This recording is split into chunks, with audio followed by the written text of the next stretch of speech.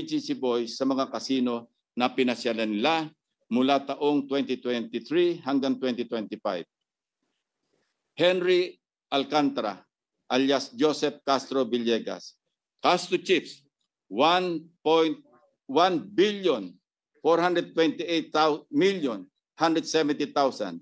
Yes, Mr. President, you heard it right, my dear colleagues. B as in billion, hindi M or million. Cash to chips, 997,765,000 pesos.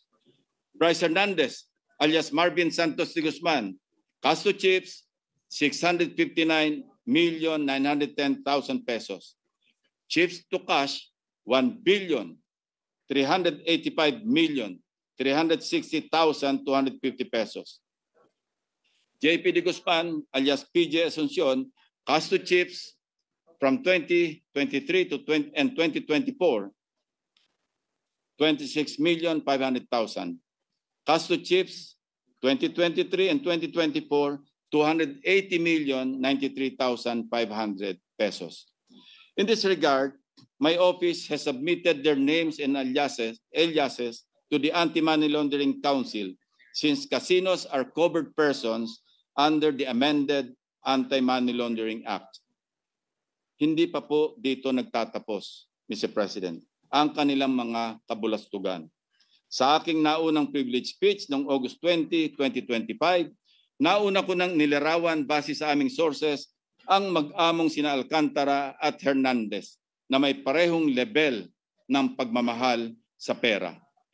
Itong si Bryce Hernandez, nagkalat na nga ang kanyang mga larawan sa social media dahil sa kanyang kabulastugan.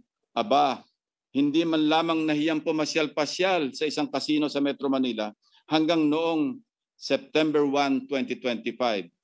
Habang naghihiring ang Senate Blue Ribbon Committee, si Bryce nasa isang kasino nagsusugal. Ang ibang BGC Boys may record pa hanggang noong nakaraang buwan ng Agosto sa paglalaro sa mga kasino. Suma total, habang lubog pa rin sa tubig baha ang mga taga-Bulacan dahil sa mga pangungurakot na mga ito at kahit booking na mismo ng Pangulo ang kalokohan, sige pa rin ang pagpapasasa ng BGC Boys sa pagwawaldas ng pera ng taong bayan. Walang kahiya-hiya sa katawan. Wala pong konsyensya ang mga ito, Mr. President. Kung garapala ng pagwawaldas ng kaban ng bayan sa mga kasino, lalong garapala ng kanilang pagduduktor ng mga dokumento para makapagnakaw.